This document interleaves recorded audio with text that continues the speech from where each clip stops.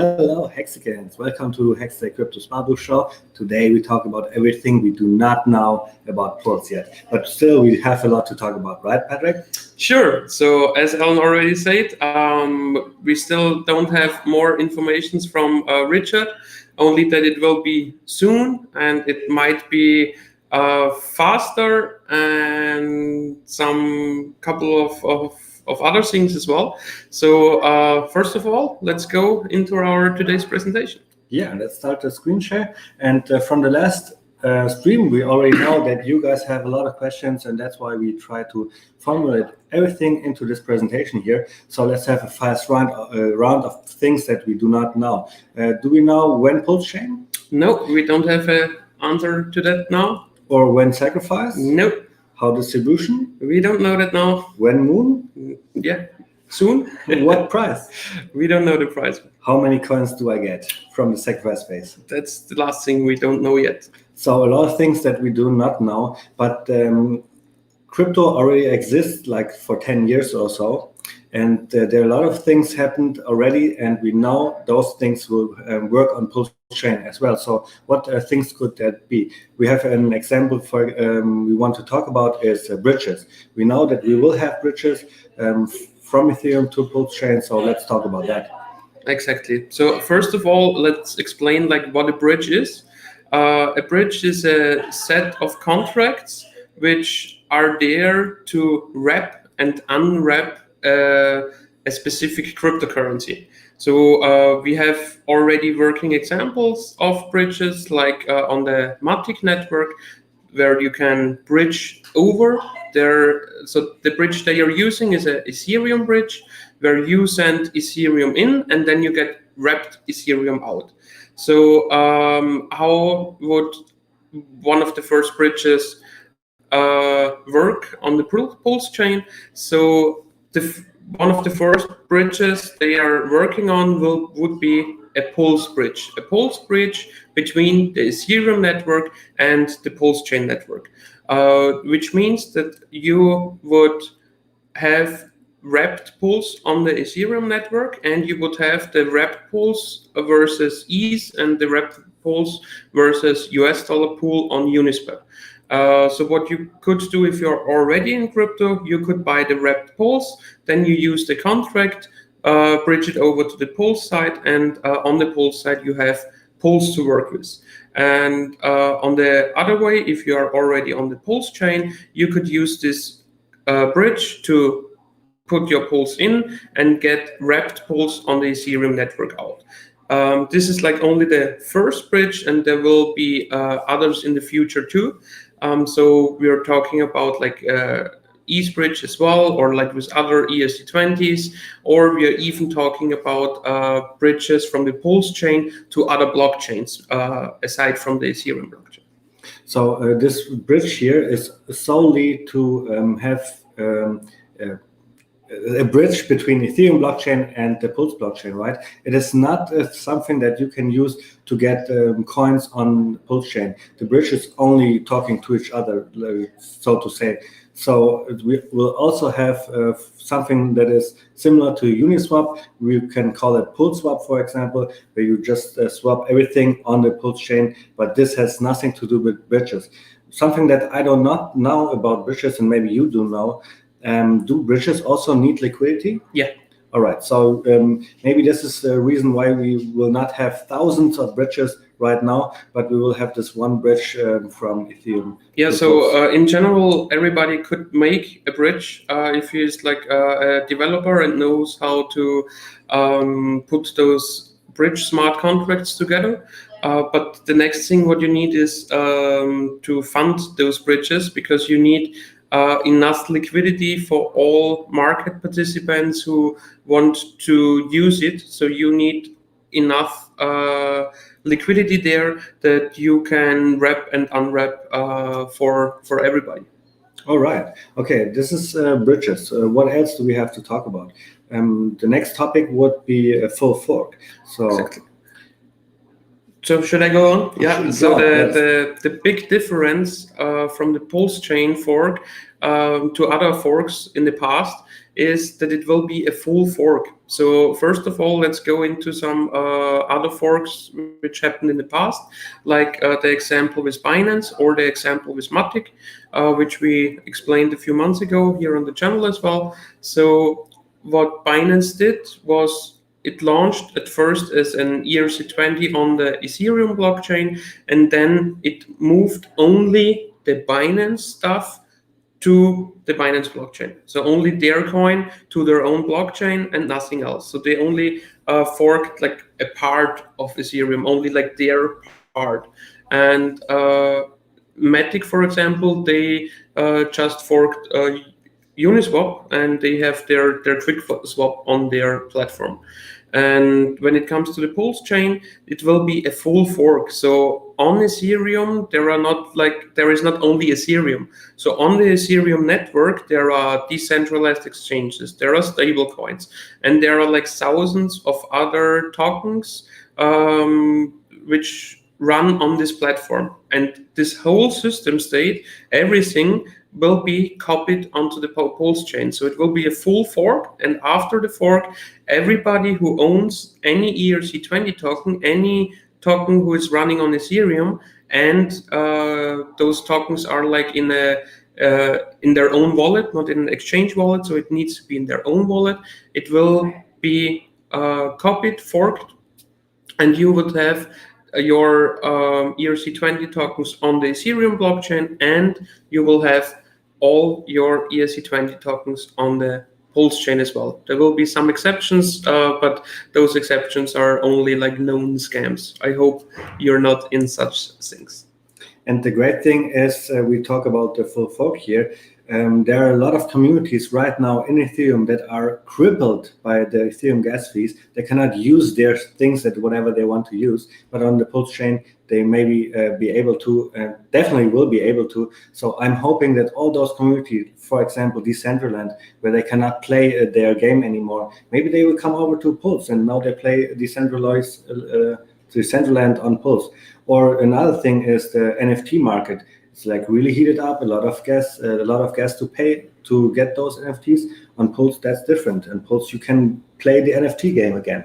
I don't like them, but that's what they're gonna do, I'm pretty sure. Yeah, so to play NFTs, the best thing is if you are selling them, because then you make money for sure.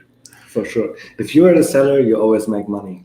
So let's see, what else do we have to talk about? The last thing is, and this is probably the smallest thing we will talk about as well, is stablecoins. We do not know how stablecoins will work on Pulse. There's this one problem that we have stablecoins on Ethereum, we know how they work and stuff, but we do not know how they will work in Pulse. And maybe you can explain why this is. Exactly. So when it comes to stablecoins, especially like Tether or USDC, let's talk a bit about USDC. We are talking about centralized stablecoins. So there is a central entity who can decide if they can like put your balance to zero if they want to. They don't want to, yeah, because stablecoins is like a huge deal in the crypto market as a whole. So it's better to also for them to play with the rules, because then they can make a lot of fees out of people, and that's fine. But USDC on the Ethereum blockchain, for example, is also an ERC20 token. And this ERC20 token will be also forked over to the Pulsechain. So there will be a copy of USDC on the Pulsechain as well. And this copy might be worthless, because my guess here, so this is like really my own speculation, is that if Coinbase, so Coinbase is the owner of USDC, sees it, then they might just make a click and say, no, all the forked coins are worthless. But what might happen in the future is that Coinbase sees the value of Pulsechain and also wants to have their USDC on Pulsechain, as they have it on the Binance chain, they have it on the Ethereum chain, they have it on, I guess on Tron there is also USDC, and there is also value for them to put their USDC on the Pulsechain. But I don't think that they will would like the copied coins, because they need to put dollars into the bank account, as a collateral to issue the USDCs. So it's a bit hard when it comes to USDC. And the other symbol, what you see here, is the DAI symbol, which is basically a more or less community-driven stablecoin with over collateralization. And I really have no idea when it comes to DAI how this could play out on the Pulsechain. The only thing what we know is from one of the last live streams from Richard, where he said at first he will do a reallocation of the liquidity pools, and then everybody can, and then it's like open for the free market.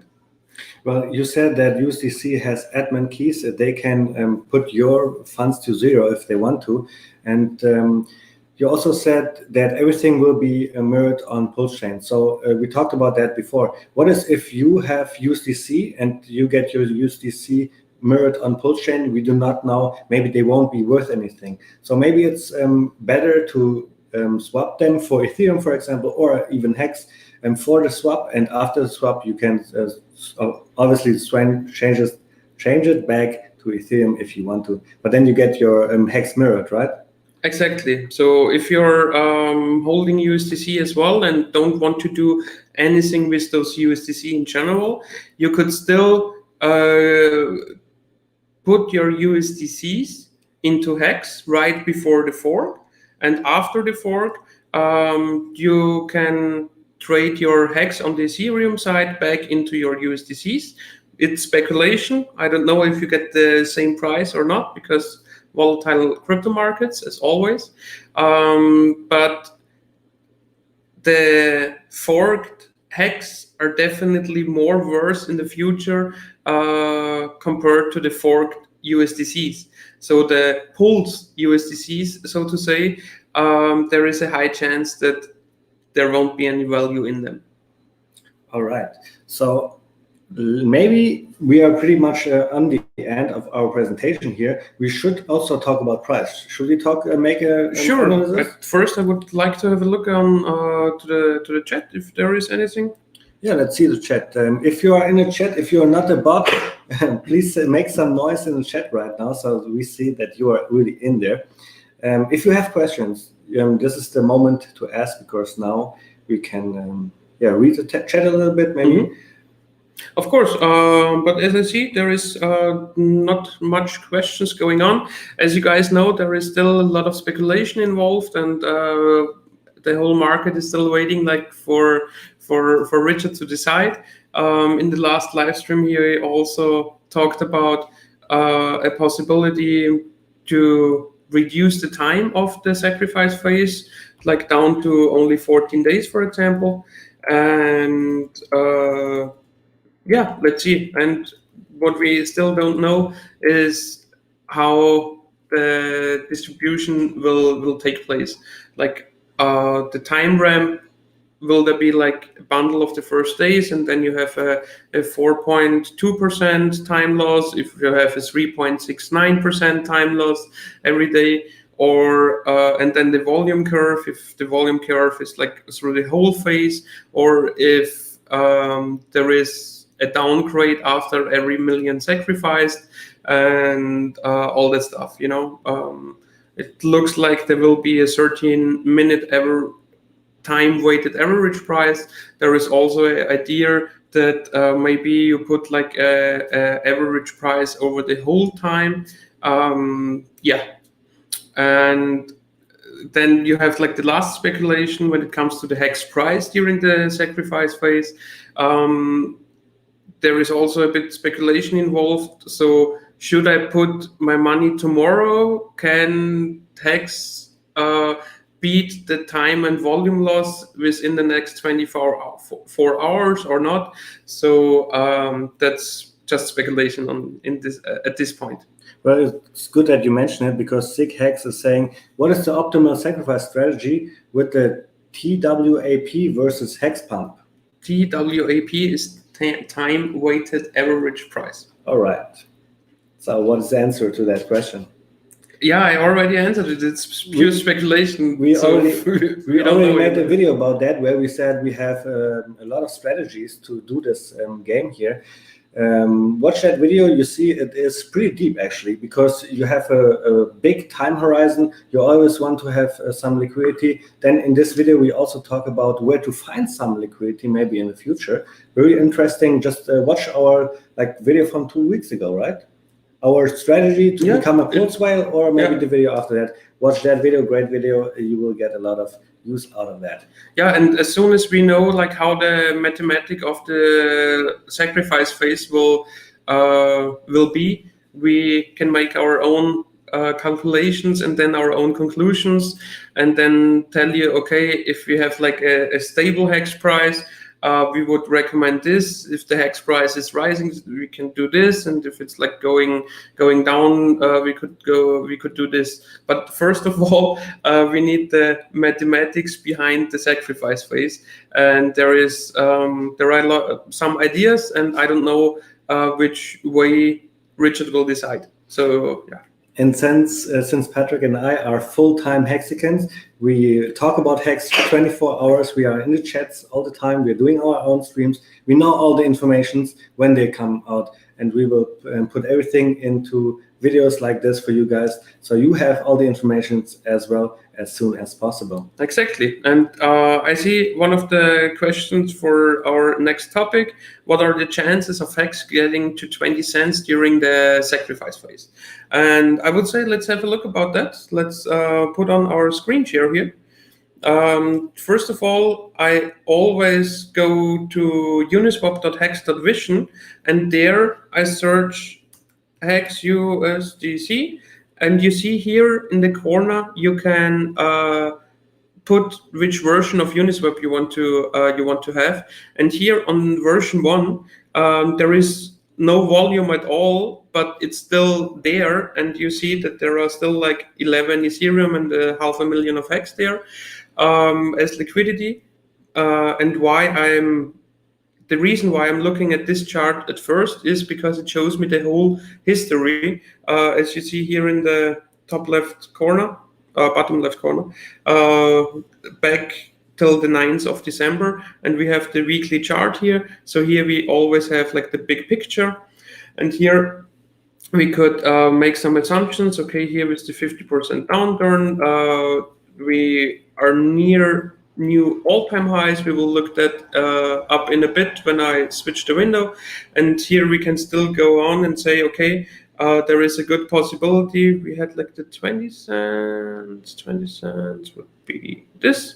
So 20 cents, this is in 1 month would be the line, because as you see, 5th of July, it's 4 to 5 weeks from now, which would correlate with the sacrifice phase. So few days, weeks until we start, and then few weeks up to 1 month until it's done. So, and the reach that Hex goes up to this orange line, to the top orange line, there is a possibility. If you look it up, here back in March and April, there was also a few weeks of consolidation, and then we broke up by 5,000%, and this was the first time when we reached this upper line. So I would say there is a good chance that we can reach at least this line, which would put us over 10 cents, and usually with those psychological lines 10 cents, prices are going, when they first go through it, they go through it as there won't be any psychological issue with 10 cents, and then you go 10, 11, 12 and make the top, and then you go down again. So yeah, I can't say it percentage wise, how much I see the probability that we reach 20 cents, but I would say over 10 and up to 20 in the next couple of weeks, months is definitely possible. Especially like today, a few hours ago, Richard posted his chart with the random line and asked the community if they are all is this chart bullish ? So that were his words. So Crypto Learner, Crypto Goose, they are all loving your charts here. And some people saying BTC is going down, it's breaking down, we are in a bear market and stuff like this. Well, yeah, you are seeing it here in Patrick charts already. And in the next chart is really interesting, where you see that like how everything is like piling up to this one moment in time, which is like in the next couple of weeks. And somehow there's also the sacrifice phase going on in this next couple of days. So it's going to be really, really interesting. So what do you see here, Patrick? Exactly. So let's look on TradingView, because TradingView since a couple of weeks, I guess, also have like the contract address for HEX USDC for the most liquid pool for the Uniswap. I guess version 2 is still the most liquid pool. Here we have like the daily candles, and if you go in the 4 hours channel, we see that we have here the all-time high. We nearly reached here again a new all-time high, but not close. Here it was close again, and we have this nice uptrending line, which has here, and is making the third point right now here. And as you can see, the triangle gets closer and closer, and yeah, especially with Richard's tweet right now, I'm pretty bullish that this chart formation will end up in a breakup and a new all-time high. I'm so excited for that, to see this new all-time high. And can't you just show us how many percentage from here would be 20%? 20 cents? How many percent from here? Yeah, sure. Should be really easy to chart on this chart, right? So price of right now and 20 cents, it's like 250% from here. I choose those 20 cents because somebody in chat was talking about those 20 cents. And this is how many percent? Not even 300%. Richard Hart, though, is talking about dollars. He's talking about HEX to it's $1. Like 3.5x. And not only 3.5x, Richard Hart is saying like so many x, right? Like $1 HEX. This is what we have to think about now, and not 20 cents. I think 20 cents is really short term, just to the sacrifice. And after that, we are up to $1 in the future, I think. Sure. So your long-term perspective is like $7. Exactly. And some of our interview partners on this channel already beat those expectations, right? 100%, because you know my $7 prediction was back in like 1 year ago. So there I already made the $7 prediction, and now $7 doesn't seem that far away anymore. It's like 100x, and we are at $7. And HEX did 100x already in the past, so 100x is not too much, I think. Too much to ask for, right? No, definitely not. And like 100x from right now would still be under your $7, because it would be 100x from right now would be $5.78. I know. I'm always ballparking. Do you say that, something like this? I never take that a close look, you know. So yeah, well, that's it. Did I stop you with the analysis? Do you have something more to say? Actually, no. All right. So you see this triangle. You see this consolidation phase, and if I unlock it, on the lock chart is better. Yeah. No, I don't have anything more to add. Do we have any questions from the audience, maybe? Ballparking equals speaking in generality. Yeah, that's what I'm saying. Like, I'm just ballparking with the $7 and the 100x, and Patrick said no, 100x are only like $5 and whatever, $6 or so. Marcavelli also said like hit the likes, guys. Everybody who didn't hit the like yet, so please do so, and also hit the subscribe button, because we have an interesting announcement to do. And we want to achieve 1,000 subscribers on this channel. And if we do so, if we achieve those 1,000 subscribers, Patrick and I will do the smallest airdrop in history and jump out of a plane. So this is what we want to do. I'm not so sure if I should do it, but if we have 1,000 subscribers, I will definitely do it. So please help me go to this 1,000 subscribers, because I don't really care about the subscribers, but I really want to see Alan jump before me, that when I jump after him, I can see him like fly in the sky down there, you know, like And we will definitely vlog all of that, so it's going to be interesting. And then there's Vegas as well. So we already talked to so many Hexicans we will meet in Las Vegas. And then just today, Ryan Lopez called us, and he's sleeping in our couch. So we are fully booked in our Airbnb. It's going to be awesome times in Vegas, man. Sure. And if there is anybody who is in Vegas before the 21st, so before Thursday, then please go ahead and DM us, because we will be there a few days before the first event day as well. And we would like to have food, drinks, whatever, you know, together with other Hexicans who are coming in even some days before the official event. Yeah. Well, what else is there to talk about? Everybody is like really going wild in the chat right now.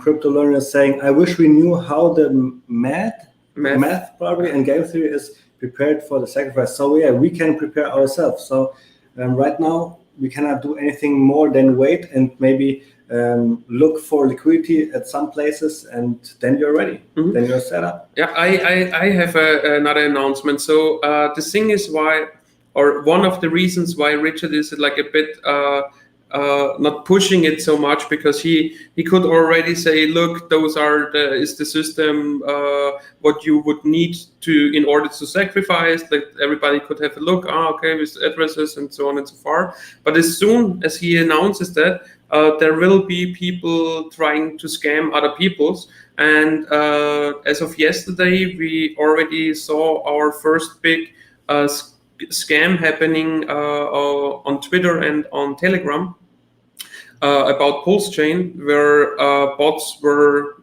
DMing everybody in the HEX.com chat and in the Pulse.com chat, Pulsechain.com chat, speaking about Pulse pre-sale and luring them into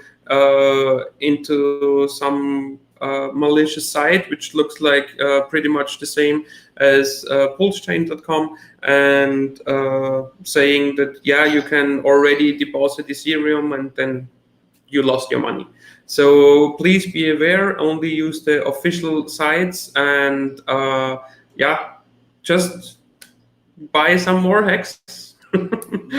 Just watch the price go up, or if you're a HEX taker, sideways still means up for you. So yeah, I also hope that Richard will announce it like a week before or something like that, that we have the time to prepare to make explanation videos, that everybody knows like what he needs to click and what is the real thing, and what you need to be aware of. And yeah. Well, we have another interesting question here from Crypto Goose, and yeah. Luckily, you are the expert on that here. So do you think the price of Pulse will drop after launch? Can you explain how that may look for others to consider? I mean, we are on volatile crypto market, so a lot of things are possible, or a lot is possible.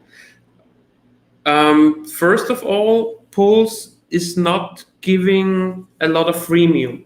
So we are speaking about like just a one-to-one freemium for Ethereum holders, only for the first month or something like that. So you need to do something in order to get the free airdrop. So like in 3 years, when Pulse is overtaking Ethereum, maybe, I don't know, but there is a chance, let's say it like that.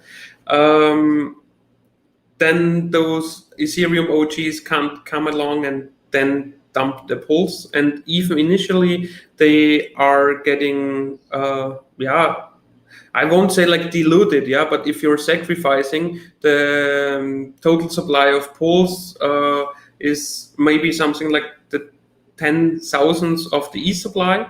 And if you then only get like one-to-one Ethereum freemium, so the free Pulse, then you basically don't get so much. So there is not much sell pressure due to the free airdrop for pools, because most of the people, or the vast majority of the people, got their pools by sacrificing something.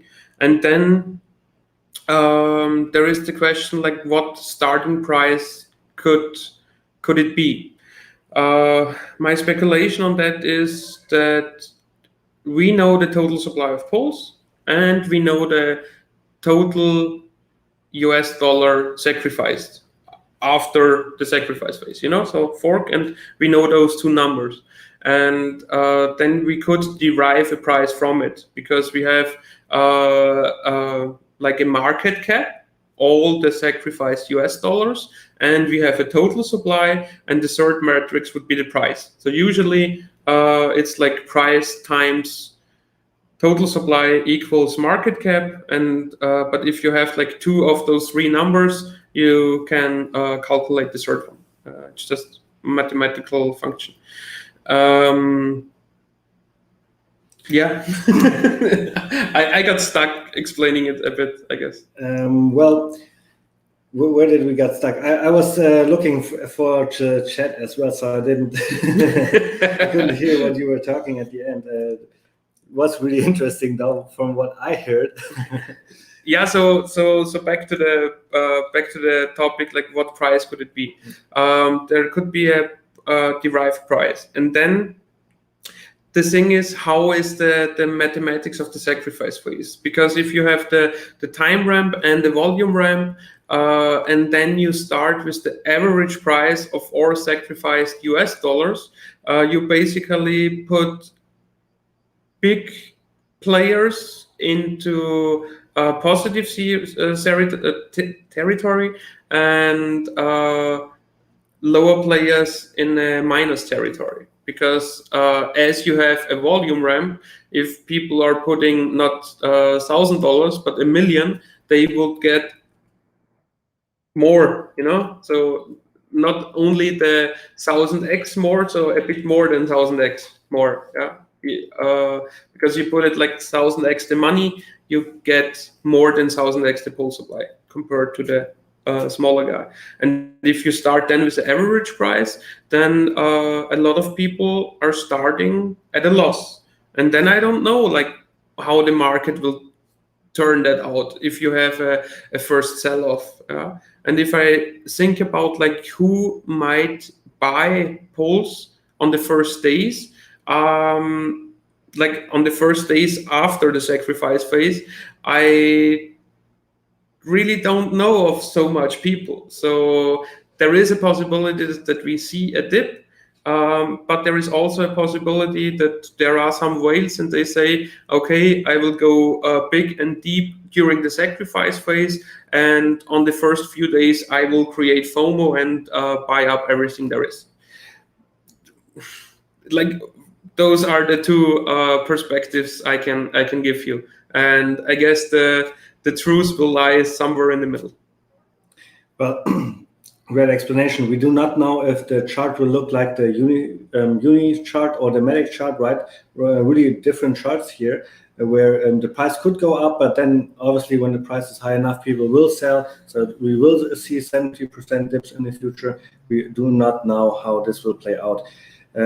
But definitely we will show you all the strategies in the future, how to maybe dollar cost average in some more pools or some more HEX in the future when the price drops. You will find everything here on the Crypto Spy Boost channel. It is so beautiful. So another question from the chat as well, Crypto Goose, HEX question. We know what each HEX will have its own share price after launch, but since we know how the share price is calculated, I do not think there will be a great difference between the two. But I think you are wrong, totally wrong, but Patrick will educate you right now. No, he's not totally wrong. Well, the share price will be different. First of all, we need to educate Alan. Why do you think they will be hugely different? Because that's what you implied that. Because you implied that, right? Yeah.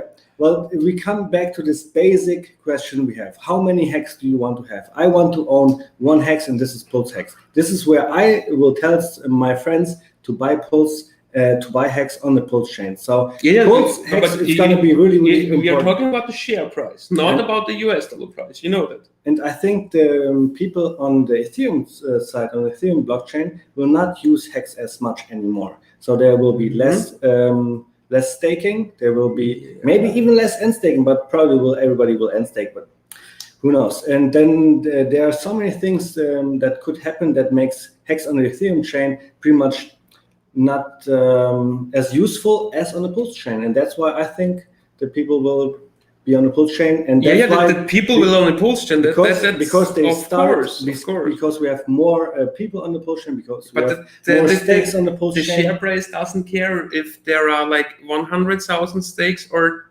100 million stakes, you know.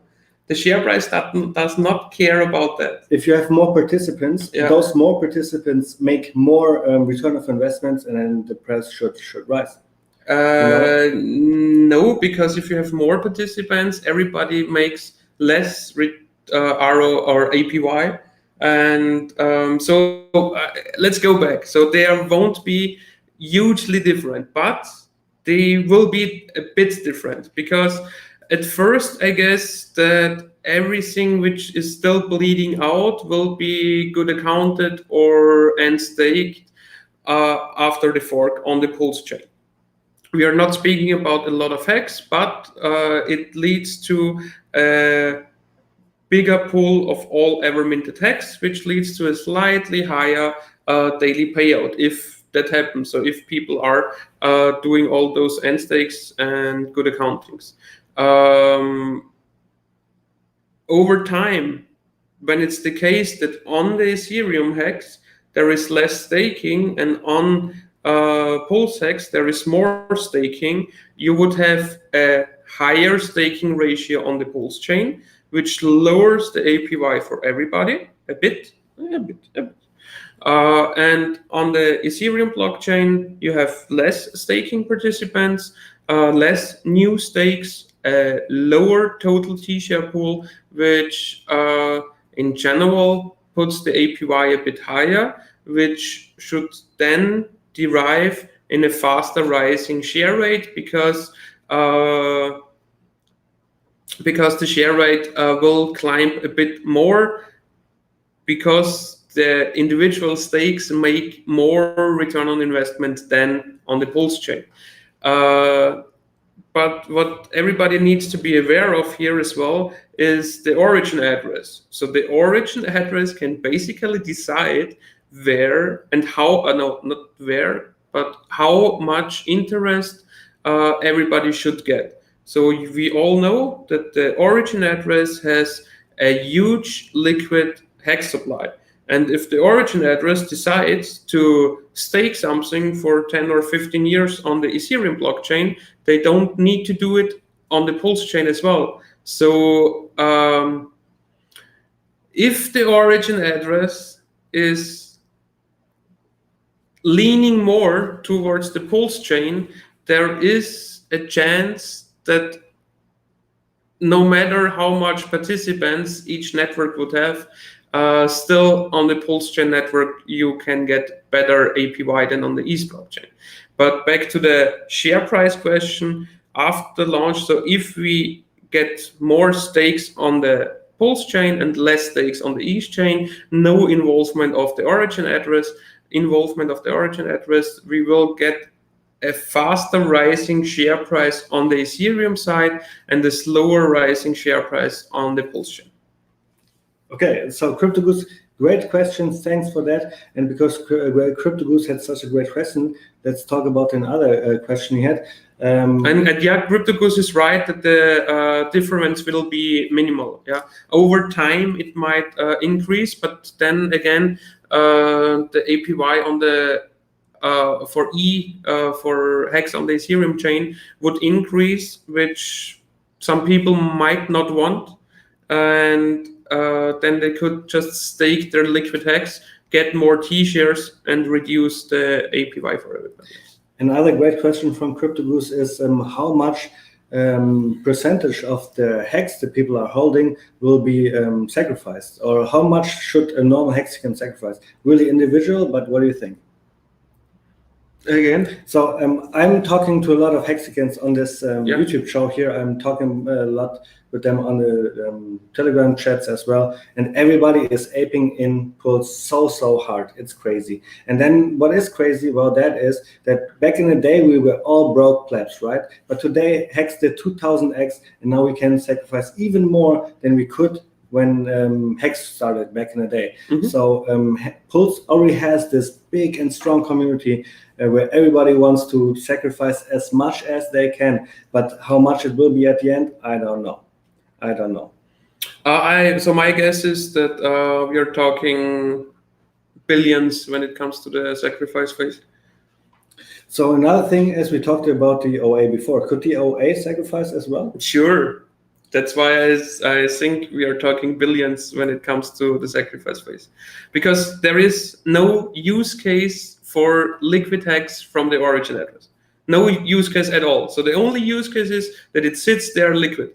And if it just moves over to the sacrifice address, well, it's fine, you know. It will still be liquid, right? Yeah, I mean, it will still be liquid. It will be on the sacrifice address where nobody knows who has the keys to it, which is really important. That also Pulse won't be a so-called security, and that also the Pulsechain network passes the so-called Howey test from the regulators, from the SEC regulatories from America.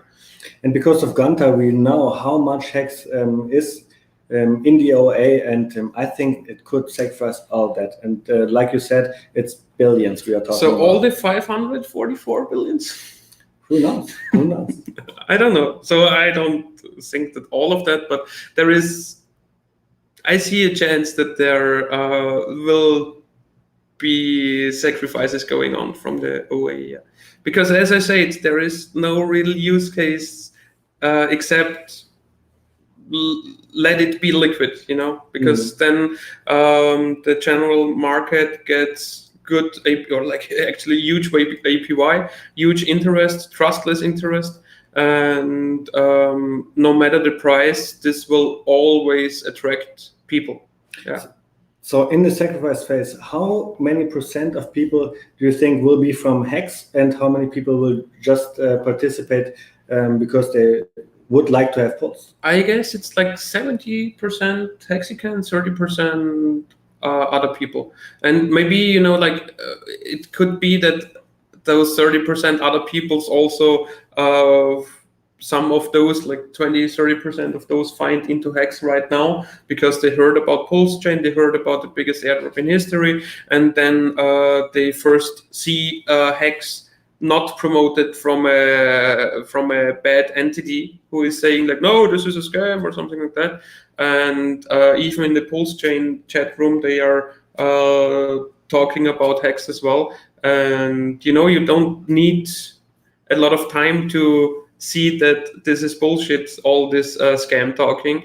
1.5 years ago, it wasn't that clear that it is just bullshit talking, because we did not had a lot of history, you know, a lot of time history. So nobody really knew if all this will play out, and we were still in the hyperinflation phase, you know, in the launch phase and so on, and nobody knew exactly like what will happen in the future. But now we have more history, you know, 1.5 years with 100% uptime is one of the best histories you can get on the crypto market.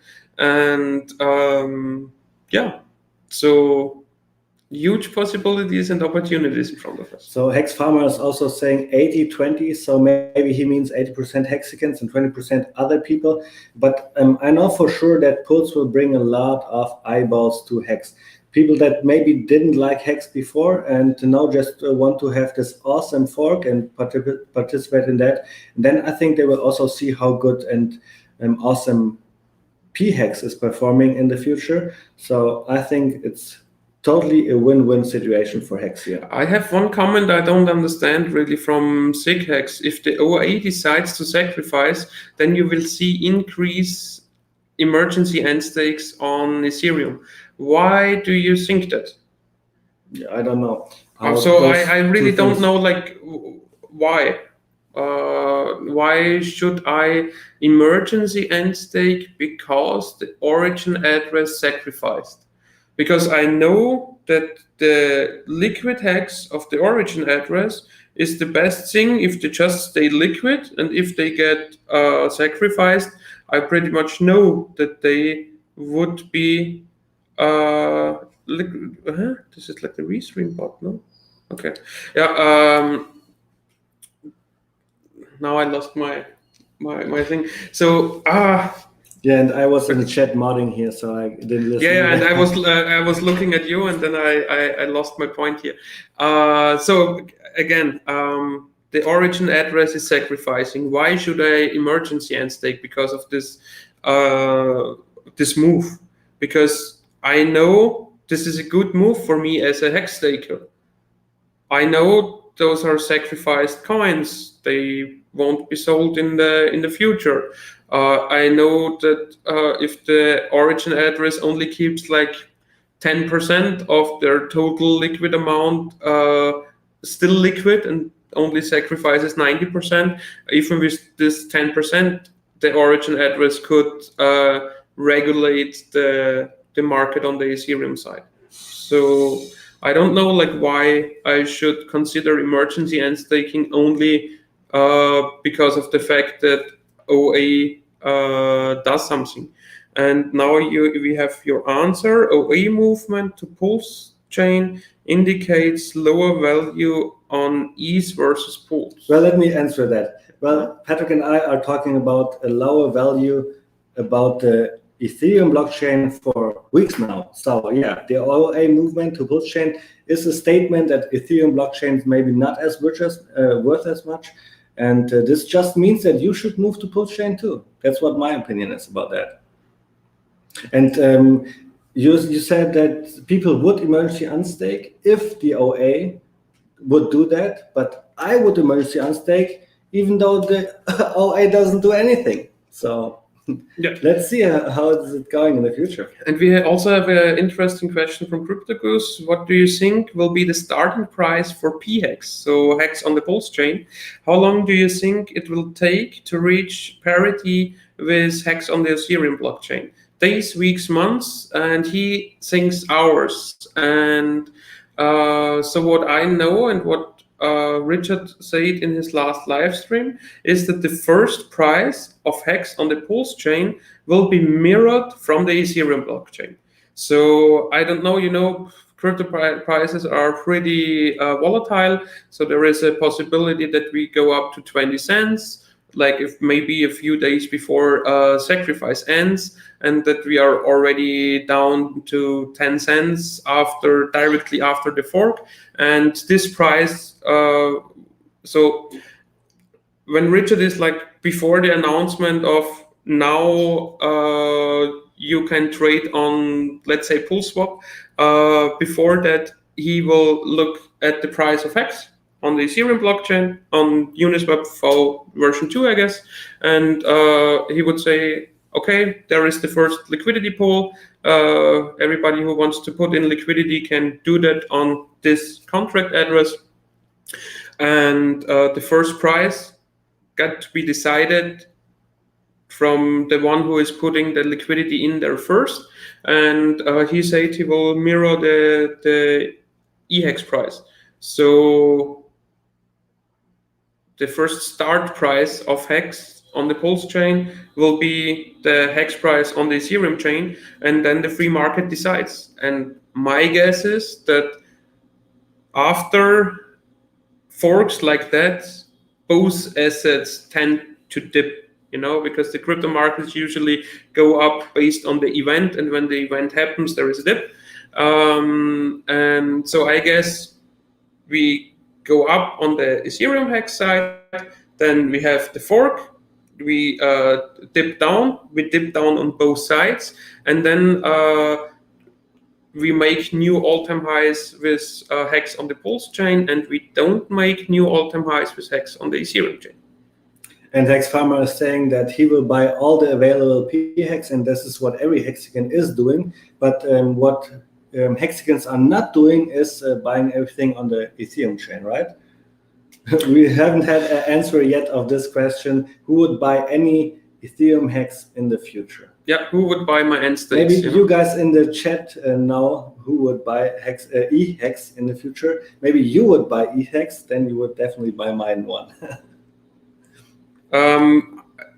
So we have another question. So whales will not defend the price on ETH? I don't think so.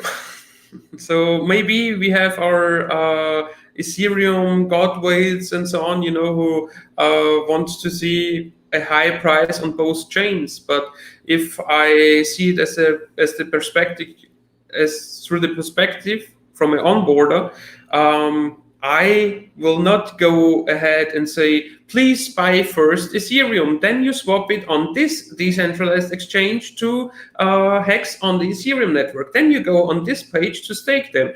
Then your next step is that you buy with new other US dollars pools. With those pools, you swap the network, then you go to this decentralized exchange, get HEX, but this is now HEX on the Pulse side, and then you go to this website where you can stake those. I don't think that onboarding will be that way in the future. So I think each and every supporter of HEX needs to decide for no coiners on which blockchain you will onboard them. And that's why one of my questions is, who will buy my HEX stakes in the future? And I don't think that the answer is the god whales of Ethereum. I really don't think so. Well, StickHex is also saying Staker app was supposed to solve that. Well, maybe Staker app will solve that in the future because now they can work with low fees. I think the bull market really messed with Staker app. And I heard Steph saying that he said to Firebun, for example, man, maybe we launched Staker app to the wrong moment because we're in the bull market. We have high fees now. Imagine Staker app launching in a bear market where everybody could get a smart wallet, right? Just like this. Yeah. And Pulsechain, they could do something like this. Sure. So I think Staker app will do a tremendous work in the future. Exactly. And I heard some statement of Firebun, what he's also working on. What I like, it's just a little thing, but I really enjoyed it, or I really liked it. What he wanted to do is to put the charts together, so that we have a combination of Uniswap version 1, 2, and 3, that we have like a combination chart that everybody sees the whole history of HEX. I personally like that a lot. And I guess that with Firebun, we have the best guy in the community who will give us the opportunity to chart everything which is on the decentralized exchange of the Pulsechain afterwards. Okay, guys, we are almost at 1 hour now, and I think we're gonna end this here. Thanks for everybody who was in the chat. We had a great chat today. What did we do today? We talked about Pulsechain, about everything we do not know, talked about some possibilities in the future. I'm so mega bullish for Pulse, it's crazy. So also subscribe to the YouTube channel. We will jump out of a plane if you do, so please do that. And I think that's it. We will see us again on Monday, next Monday, again on the same time. Exactly. Just like Crypto Goose said, like he would buy the Ethereum, the HEX on the Ethereum side, because the gas prices will return to reasonable, and people leaving the Ethereum side will create a much smaller pool, therefore making greater daily payouts, which is true. But as I said before, there are also market participants who can change that from one day to the next day, that you see like just the same daily payout or the same return of investment on both chains. Yep. Yeah. Good. So what do you have? Do you think Richard Hart may give a special bonus of Pulse to those who sacrifice 2 cents? I don't think so. And if that's the case, then if you like sacrifice $1,000 over the Sense Foundation. 25% goes to the Sense Foundation, and 75% you receive in Pulse. The maximum special bonus there would be like those 25% that you also get those. But I don't know, like, why should he do that? Because I also think that Richard Hart himself already is sponsoring the Sense Foundation with good amount of money, and I don't see like the reason behind why there should be a special bonus for those people, because they still receive 75% of their Pulse, and yeah, I don't know why there should be a special bonus. And Machiavelli is writing, only I'm receiving special treatment from Richard Hart. That's awesome, Machiavelli. Thanks for this comment. Okay, guys, we see us again on next Monday. Please tune in again, and I'm excited for the future. Exactly. If you haven't done so far, please